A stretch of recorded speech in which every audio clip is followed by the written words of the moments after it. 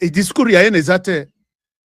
Discours, vous savez combien de Sud-Américains, Kobanda, Tina ba Nazi, Kobanda ya ba Mboko, ils sont les gens. J'ai vu même quelqu'un né aux États-Unis, va retirer Azana certificat de naissance, né aux États-Unis, qui se réclame donc, américain de père et de mère. Et du sol, va retirer ba zongisi, ba tcheye na programme déjà, ba benga na États-Unis. Et comment en RDC, vous voulez coincer nos autorités? Ne parlez pas. Ce que le Bible discours yaene, discours yaene. Patrick Mouyaya, vous avez tout mon soutien. Général Ekenge, vous avez tout mon soutien. Allez-y. Allez-y. Si nous allons nous courber derrière ces caprices-là, la RDC va partir entre les mains de ces menteurs. C'est poison. Moi, je les confirme aussi. Il faut leur dire ça pour que la vitesse na bango wana ait diminué. C'est du poison. Les mensonges, c'est du poison. Quelqu'un qui vient, il vous vend du sable dans les sacs. Alors, à l'objet que je te vends du sucre au bimisimbong au pessier. C'est un poison. Il ne faut pas s'approcher d'une telle personne. Patrick Mouyaya a trouvé un bon terme, c'est du poison. Vous voulez qu'on parle de ça, qu'on dise ça en quelle langue pour que ça ne soit pas une discrimination? Et quand on vous dit ça, ah non, discours yaen, nous, discours yaen, et ça ne tiendra pas. Alors, je vous montre toujours dans le cadre de ça, puisque ces gens-là n'ont jamais dit la vérité. Même quand le général Ekenge parle, il y a que comment il peut passer sur la chaîne nationale et dire que, puisque le général a dit, un exemple qui donne que mon ami m'a dit que quand vous allez vous épouser une Rwandaise, chers amis, cette interview-là sur la chaîne nationale et sur ma chaîne. Allez-y sur ma chaîne, vous allez voir ça. Quand vous épousez une femme rwandaise, on vous donne toujours quelqu'un à côté là, qui est soit son cousin, son neveu, ainsi de suite. Finalement, cette personne vous fera du mal tôt ou tard. Le général a sali, a reporté a sali, discours indirect. Mon ami m'a dit, un exemple que je peux prendre en l'air, mon ami me disait ça. Non, il ne peut pas dire ça. Il ne peut parler du mensonge sur la chaîne nationale. Chers amis, on ne parlera pas de la RDC. Ne vont-ils pas me traiter de? Non, pas question de ça. Chers amis, vous êtes sur TikTok, likez l'émission puisque ces gens-là, ils n'aiment pas ce genre de vérité. Je vais vous montrer quelque chose. Comment on peut faire confiance à des gens comme ces gens-là? Et la plupart, moi je sais que ces poisons, quand on parle de ces poisons rwandais, ne généralisons même pas. Les Hutus sont conscients de parler de leur provenance. Vous lui posez la question, il dit, moi je suis Hutu, je suis venu du Rwanda. Mais les autres, ce n'est pas le cas. Preuve, je peux vous montrer cette image ici. Alors, chers amis, suivez ça, très bien. Moi, Noyo, un moment. Je souhaite vous montrer les sons de cette fille musicienne, chrétienne, abonde la kasambelaka chaque jour. Mais talananu, ubwengi, je ne sais pas. Ce poison du mensonge est dans les sangs. Et c'est une catégorie de la population. Et du côté plus des Tutsis, c'est très difficile. Loba, peut-être il n'est pas dans la logique de ces tueurs qui tuent. Écoutez, on lui pose la question.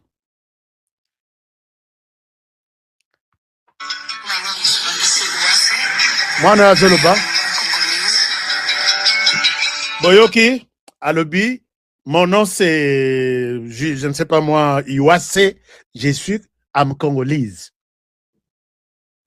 na interview ndenga yembaka bien guitare na ye azoyembela nzambe peut-être boyoki te.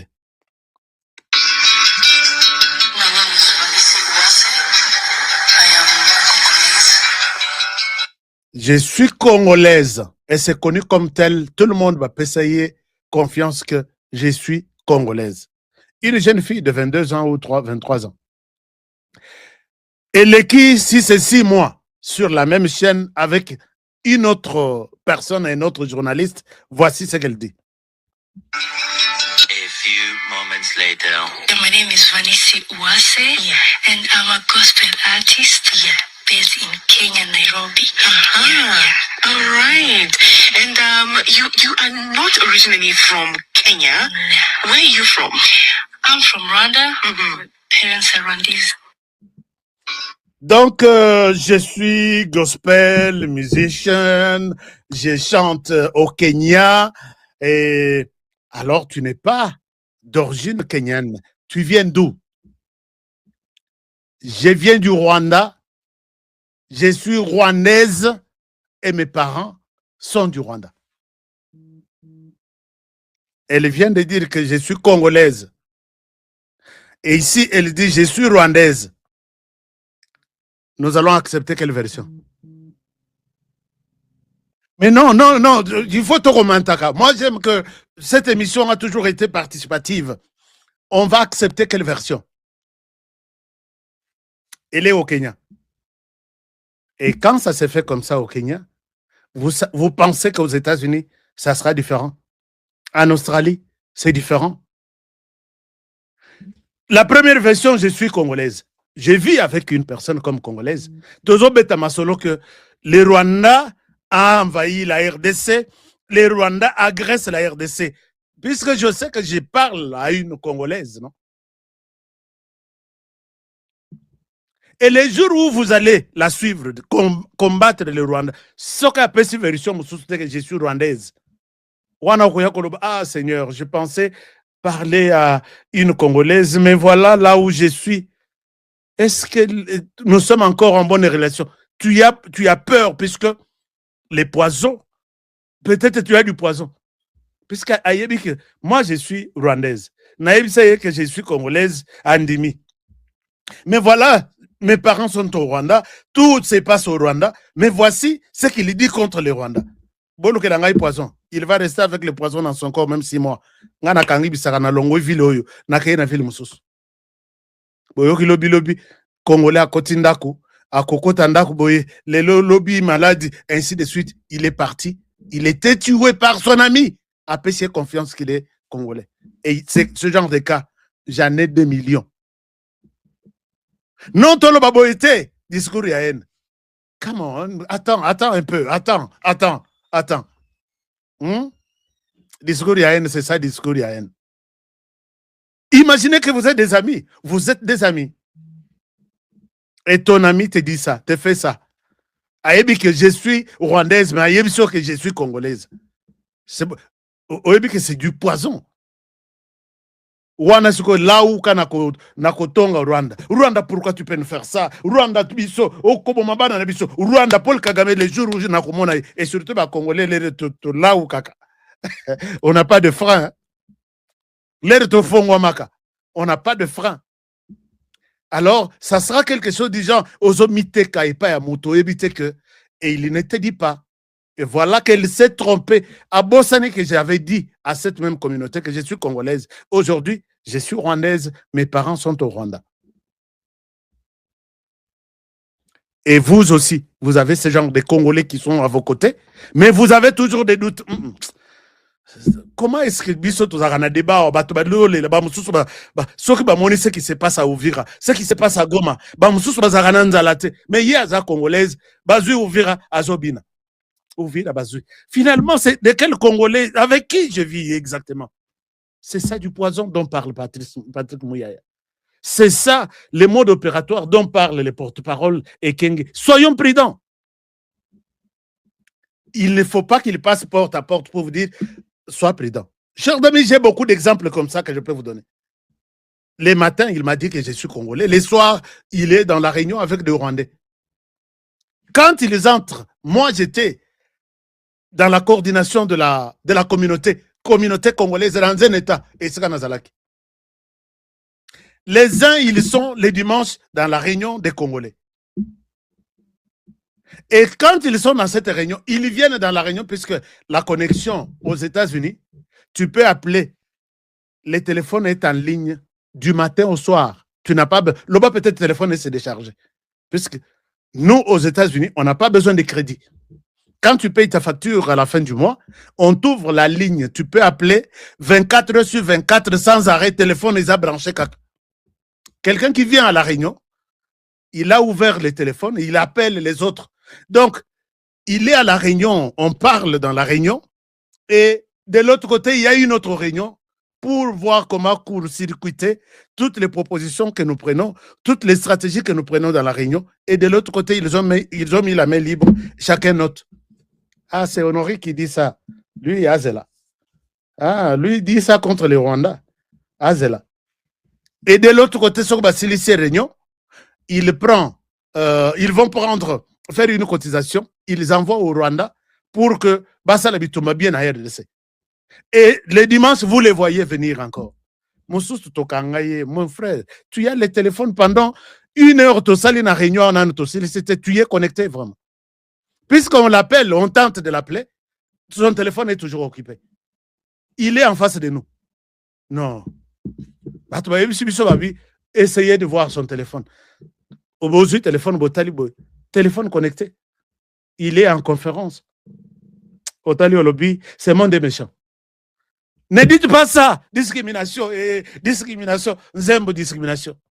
Et vous pouvez croire que moi, Honoré, je peux avoir peur de dénoncer ce genre de choses. Qu'est-ce que le général Ekengue, qu'est-ce que Patrick Mouyaya a dit de mauvais ici? Moi, je vous... Nazope Sabino, Tala, il y a des gens qui ont peur de vous. Il y a des gens qui... Chers amis, je ne vois pas que vous likez cette émission. Pourquoi? Qu'est-ce qui se passe? Vous êtes contre ce que je dis? Je n'insulte pas, je dis la vérité. Et rien que la vérité, c'est ça, moi. Est-ce que vous pouvez liker l'émission? Nous avons combien de likes là? Je vais voir vraiment vos likes. Est-ce que quelqu'un peut me dire si réellement nous likons cette émission pour un peu empêcher les ennemis de ne pas... puisque Barolingate, message à Boyeke ne Moussika. Les Congolais, il est temps d'ouvrir les yeux. Et les bons, c'est moi qui vous l'ai dit. Moi, j'ai travaillé au Rwanda. Moi, je connais tous les coins et recoins du Rwanda. J'ai habité avec les Rwandais. Je connais comment ils marchent, comment ils fonctionnent. Nous devons soutenir nos frères ici. Nous devons soutenir les frères ici et ne pas laisser... Nous avons combien de likes là? Qui peut me dire quoi? On en a combien? Il n'y en a pas? On n'a pas de like? Je vous donne alors 5 secondes, comme ça vous likez l'émission. Hein? Parce que cette guerre est longue et elle sera populaire. La guerre là, il y a active, il y a militaire qui sur terrain. Elle est longue et il y a bisso sur le plan médiatique. Notre machine, cette guerre ici, est longue et populaire. Bolobi, coup sur coup, Chadar, il suivait mon regard. 800 likes seulement. Non, alors que nous sommes plus de... Alors, ce que je dois vous donner encore comme précision, puisque je vais vous amener aussi dans l'Est du pays pour vous faire un état des lieux de la situation sur les différentes lignes de front. Poison rwandais, ils ont continué. Tina Rwanda. C'est jusqu'au Rwanda. Même les Rwandais me disent ça. Chers amis, quand je mets mon numéro ici, ce n'est pas pour vous seulement.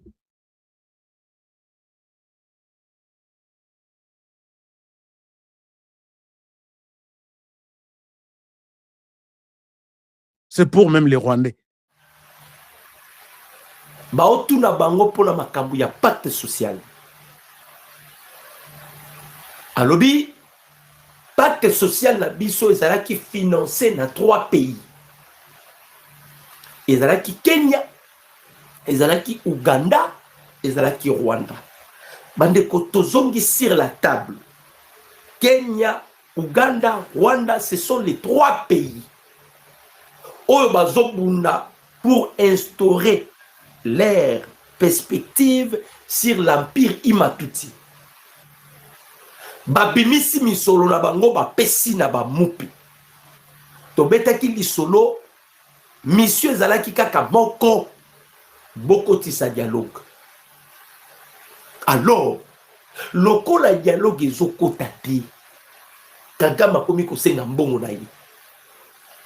Museveni azosenga mbongo na ye, William Ruto azosenga mbongo na ye. Sikoyo ikangami basango na kingo. Ndo moni 5 ans lobi tokoyi kotika na boye te. Muto azosala biso tozala boye, c'est Tshisekedi.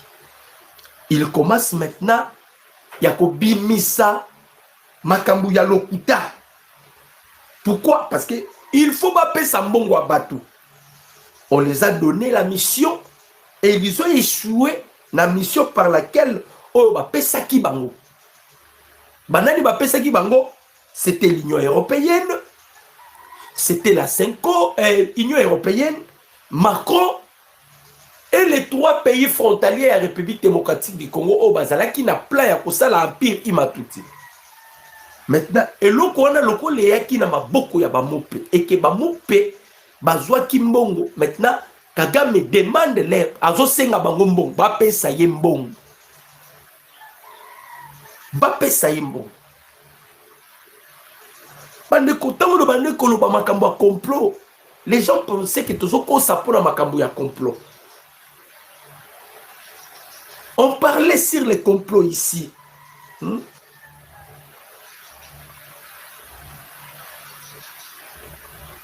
On parlait sur le complot. Pas qu'on comprenne. Ah,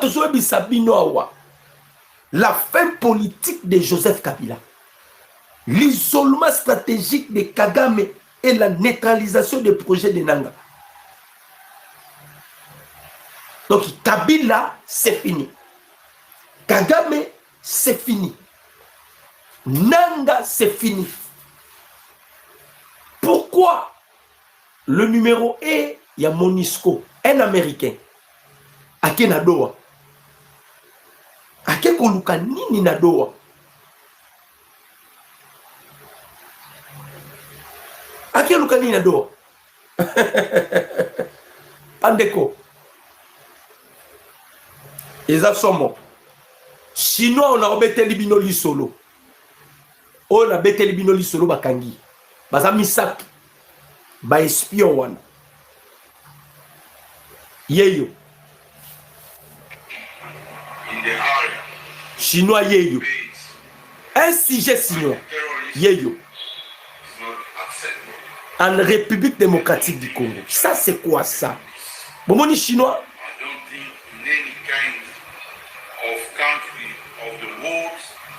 boyoka musala chinois qui osala. En tout cas, si vous avez besoin de vidéo, naza prêt à continuer la vidéo. Boyo comme ça là que ça là. Après son audition au Conseil national de cyberdéfense, CNC en sigle. D'ailleurs, tous félicité ma service intelligent d'Abisso Nyonso. Ma service intelligent d'Abisso. CNS, CNC. Vraiment, Moussale Bandiko Salema. Surtout, Conseil national de cyberdéfense. Oui, Kambami, Mesebou Kassa. En tout cas, vous êtes braves, Moussale Salema. Casimir, les maîtrisables. Asengi pardon. Là, on a accepté nos images. Nenga Asengi pardon. Oyo, Monyo chinois, oyo, chinois, Bakandio, Bandiko Congolais. Un chinois. Chinois, on doit vous chasser, bino nyonso bokende. On doit vous chasser, bino chinois, to bengala bino nyonso. Chinois oyo, balobi, il s'appelle Chen Bein Baou, a été transféré à l'auditorat général. Il est poursuivi pour financement du terrorisme, infraction prévue et punie par l'article 7 et 31 de la loi numéro 25/048 du 1er juillet 2025, modifiant et complétant la loi numéro 22/068 du 27 décembre 2008. Pourtant, lutte contre le blanchissement des capitaux et le financement du terrorisme et de la prolifération des armes de destruction massive. Certains députés, les messieurs chinois Bakangi, aza député provincial na Chine, bande koba congolais. Tosali nini na mokili. Député provincial yeyo. Député provincial la Chine. Tolobaki bakokangama. Et ça y est mon côté, non l'acceptons deux personnes batikali. Yeyo.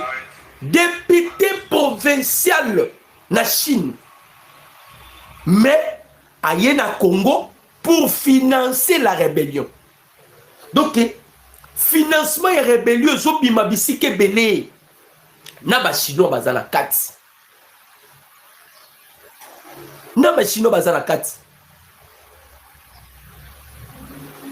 Na ba homme politique tozala bango na capitale bazala kati. Na ba notable bazala kati. Vous savez bien bandeko ba Congola. Bandeko ba Congolais. On ne peut pas faire une rébellion sans kozanga mbongo. La rébellion demande de l'argent. Na yebisa kibino. Tous ces Libanais, vous voyez au Congo, bah, travailler dans le ya Kabila. Na yebisa ki ba service intelligent, na ba renseignement. Abeda Shulo, bomona kabeda Shulo wana. Il mbongo na ye. Et outi na ba Hezbollah. Ce sont des mafieux. Ce sont des mafieux. Ce ne sont pas des gens à protéger.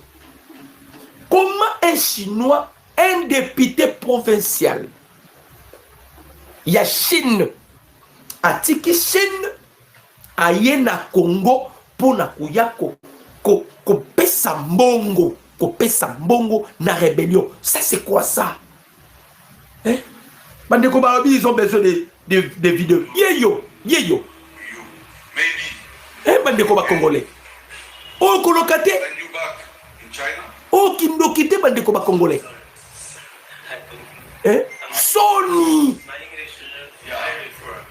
Il parle l'anglais, on sait pas. On baba sur l'anglais. Et il a accepté. Tozo landela toye ba mbongo ne ya finance ke utaka wapi. C'est-à-dire quoi? Basalaka drogue. Ces Chinois que vous voyez ici, minéré nyoso bimarana est, c'est lui qui yenda ki na côté kango. Yenda ki na côté kango. Chinois bonyo. Yenda ki na côté kango. Pourquoi? Parce que ba zone oyo eza sous contrôle ya ba M23. Na ba américain ba benga yo ba zone rouge. C'est-à-dire ba minéré wana eza ba minéré ya solo makila que les gens ne peuvent pas acheter. Le quoi a la difficulté au teka ba minéré. Ils ont maintenant collaboré avec ces messieurs ici, ces Chinois ici, à permettre à Sungara bango ba bimisaka ba minéré. Ba bimisa ba minéré. Donc c'est lui le numéro 1. Le numéro 2, Yeyo. Narobi na zola Sabino, bazami satu. Le numéro 2, Yeyo. Yeyo. Participation à un mouvement insurrectionnel AFC. Comment il a bimi zoba? Numéro 2, Yeyo. Comment il est? Yeyo. Il a accepté. Ye Moussala Nezanini. Il s'appelle Konde Ndoudi. Ce monsieur ici s'appelle Konde Ndoudi. Shadrach. Azali président de Ligue nationale des jeunes révolutionnaires. AFC bar M23. Oyoyo. Balobi Moussala Nezanini. C'est lui qui a planifié les attaques contre le ville de Lubumbashi, Kolwezi et Likasi. C'est monsieur ici. En voici son image. Yeyo.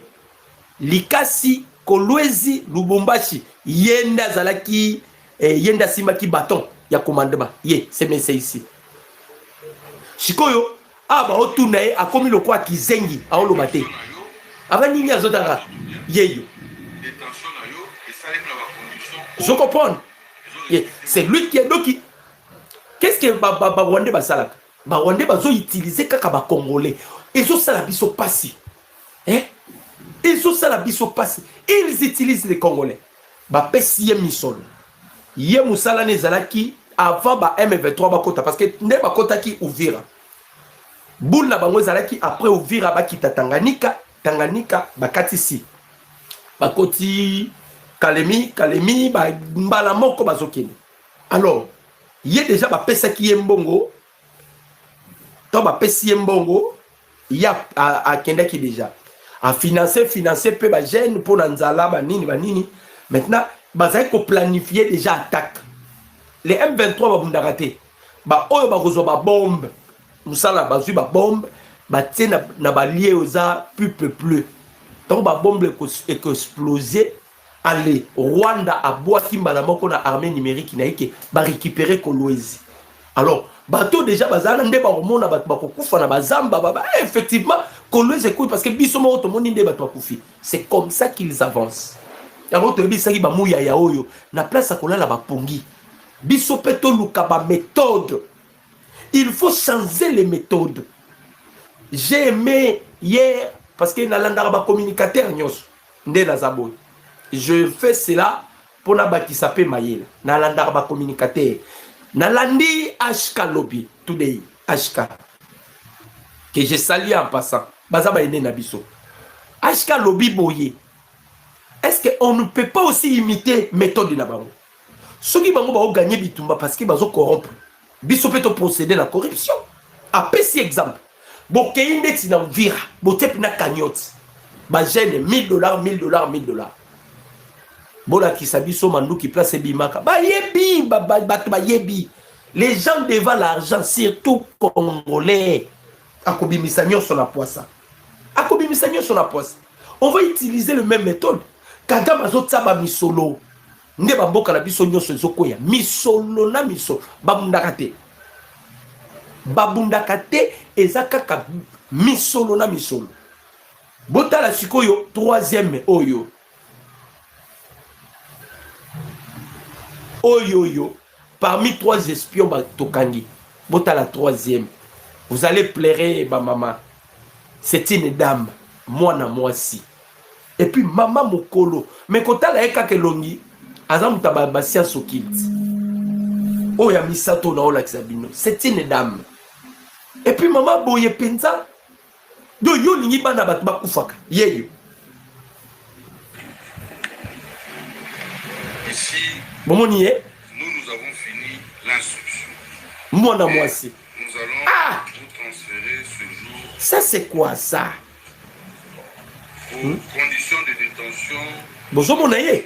Faites le nécessaire pour que Maman Mokolo. votre dignité humaine soit respectée. Ici, avant de vous transférer, Yepe Musala Nina Zwaki.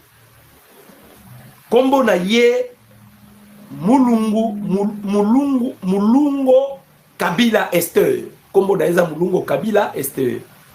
Il est membre de la Ligue nationale des jeunes révolutionnaires AFC bar M23. Yepe Lissousou, de l'autre côté, planification Zalaki. Yenda Zaiko planifié Lubumbashi Pekaka. Kolwezi Likasi. Pour ça, la bango Zalaki va attaquer Lubumbashi. Donc, va continuer ça. Parce que lobby déjà, mais ça c'est bêtement qui fort na Kolwezi. Dans une image, na Robo Kayango na groupe, bato ya groupe Bakotala. Mais ça c'est bêtement qui fort na Kolwezi. Et ça, on comment on peut soit qui ba image joana tindela kinga lobby natanga kombo na été. Alors, bande konabiso bobonyo yo, bangonde bazwa ki musala. Bazwa ki musala. Yako anticiper avant que makambo ya. Yako anticiper, c'est-à-dire bazaki équipe d'avance au bakotaki ba planifier parce que Kabila était déterminé, bazane contré par la diplomatie à Tshisekedi. Ils sont contraints parce qu'ils étaient déterminés avant le 25 décembre. Baza déjà la Katanga. Ba préparaki déjà en haut. Avant le 25 décembre, baza la Katanga. Mais ndenge batukaka ndenge bino moko boyebi comme dit la Bible, l'homme propose mais c'est Dieu qui dispose. Dieu les a confondus. Dieu les a confondus. Maintenant, qu'est-ce qui se passe? D'abord, lac Tanganyika déjà, Tanganyika Mobimba. Au côté Uvira, Tanganyika, au Keba, Kalemi, tout koso. Périphérique wana nyoso. Bandeko, les Américains batiennent brouillage électronique américain.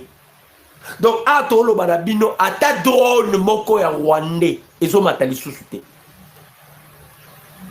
Ata drone moko ya Rwanda, ezo matati.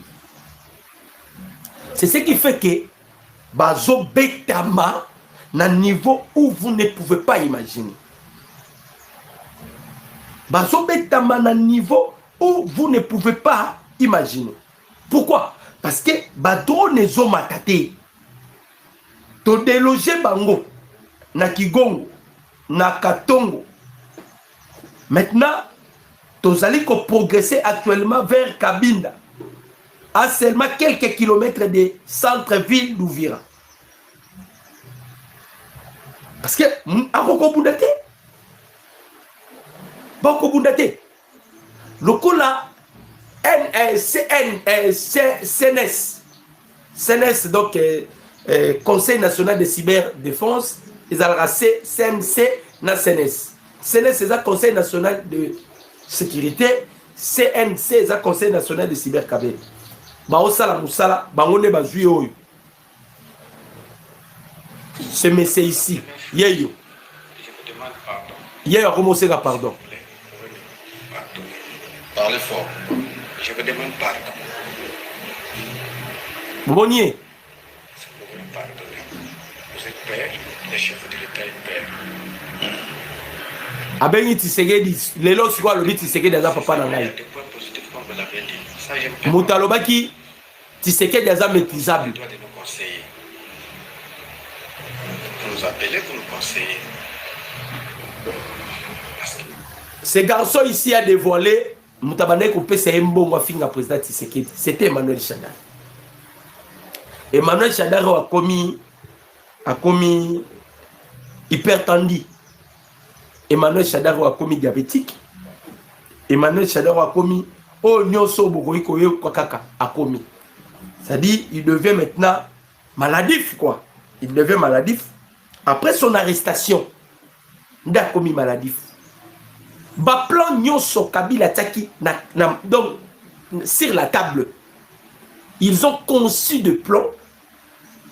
Bandekonabiso ya Kalemi, ya Kolwezi, Lubumbashi, Katanga Penza, Grand Katanga.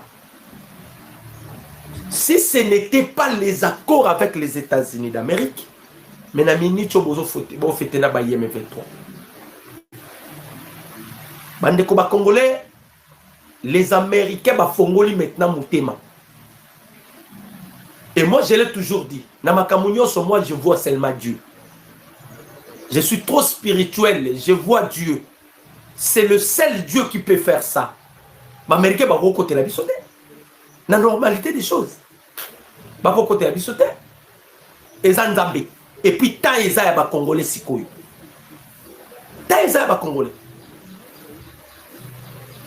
Dans la bateau, na Chinois, un député. Maintenant, toi, Xi Jinping, lorsqu'on avait dénoncé que la Chine était derrière le Rwanda. Nous sommes là pour la Koban. Bobo de la Nzamba bimisa pe ceux qui coltant abimisa bino coltant na boka na bino. Tout ça c'est parce que le président Tshisekedi avait tout bloqué. Boyoka sikoyo ba aventure ezo salama na Rwanda. Boyoka ba aventure ezo salama na Rwanda. To bandi d'ailleurs ko dénoncer yango en avance, peut-être bokoyoka yango lobi. Ayebi sakabino awande nous sommes en avance. Il y a un journaliste rwandais, pardon, un journaliste ougandais. Il s'appelle Barbara Kaïdja. Aza un journaliste ougandais. Et une journaliste ougandaise. Veuillez vraiment m'excuser. Bandeko, asa la révélation à l'Obiboyi. Eza la coup d'état moko, eza orchestré na Kigali.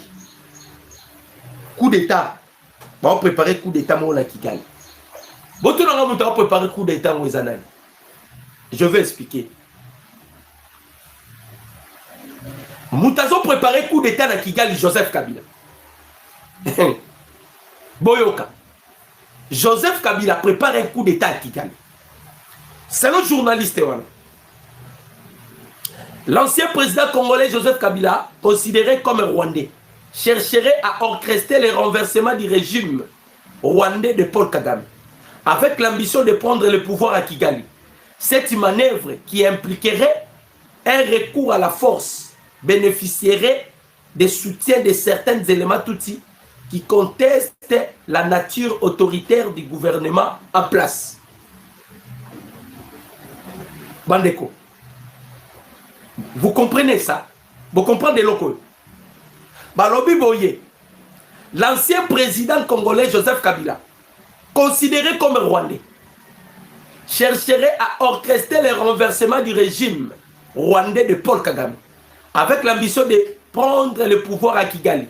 Cette manœuvre qui impliquerait un recours à la force bénéficierait des soutiens de certains éléments, tout qui contestent la nature autoritaire du gouvernement en place. Ezali, Baventure Tonini.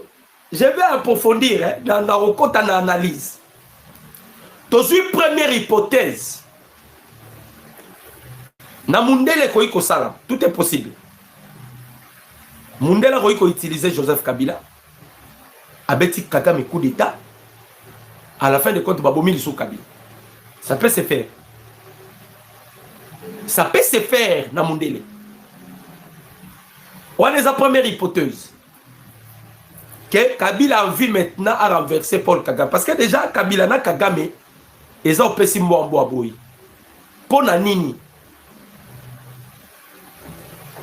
Kabila na Kagame, ils ont pesé Mwambo Aboui pour Nini. Kagame acquise Kabila. Lelo, Kagame a commis quoi acquise Kabila.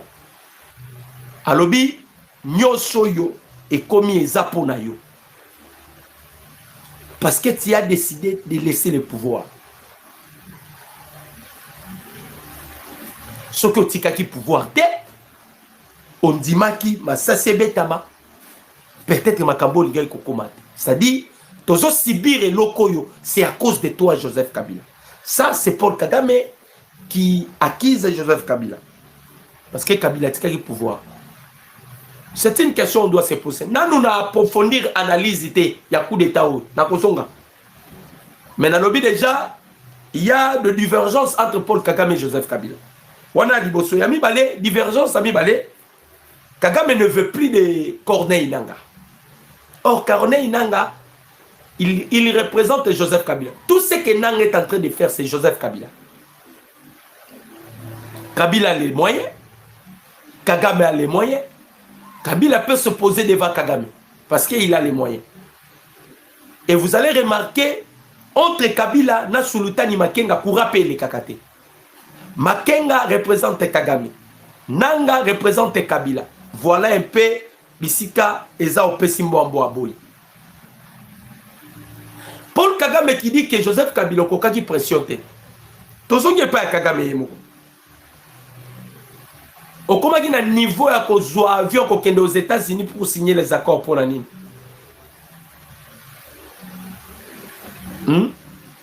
On doit se poser la question. Au comment il y a un niveau à cause de l'avion qui est aux États-Unis pour signer les accords et comment il y a parce que c'était sous pression.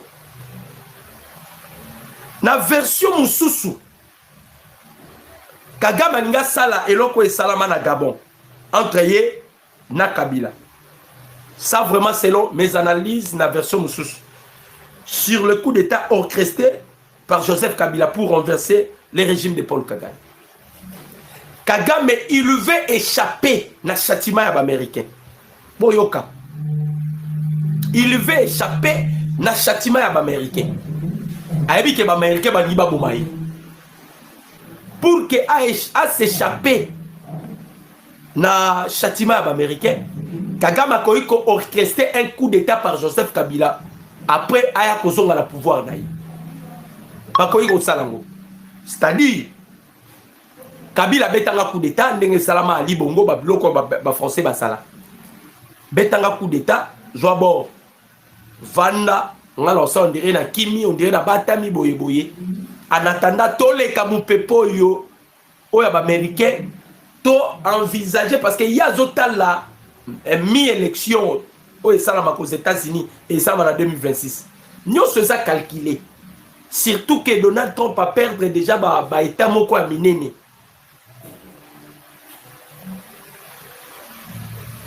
à perdre ba état minene alors bazo tala mana nyonso ekomi ko sala mana timing alinga prolonger temps en attendant ba démocrate bazonga tant bazonga na masolo pona ba gracier par rapport ya makambo parce que bato atikali na bango sont des démocrates donc ils veulent maintenant créer un coup d'état forcé entre Joseph Kabila et Paul Kagame soki boyoki angolobi boka moite na pesi bino déjà information.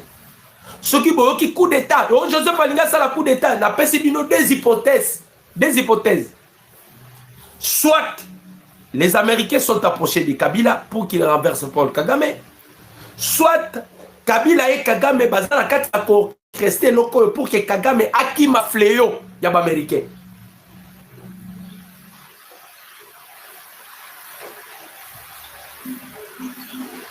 Akima Fleuyo, yaba américain. Donc, na conteste wana. Le message s'adresse directement aux rebelles M23, rwandais, AFC, ainsi que leurs supplétifs.